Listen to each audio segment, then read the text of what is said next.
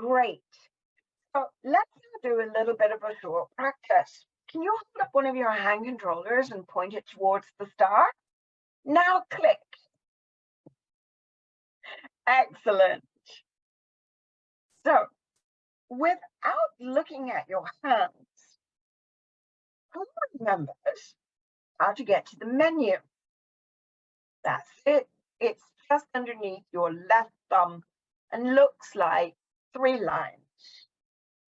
Now, when you want to quit an experience or find your way back to the main menu, how do we do that?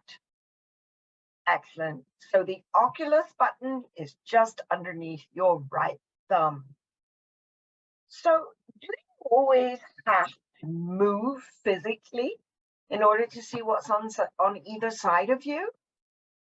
Not really, right? So what button will help us? Excellent. So depending on the type of experience that you're doing, you can move what you're actually seeing just via moving that joystick, left or right. You can also drive forward if you want to go ahead to move through a world.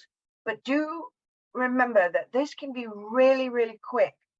And that fast movement can make you feel a bit dizzy. So a light touch is really very important.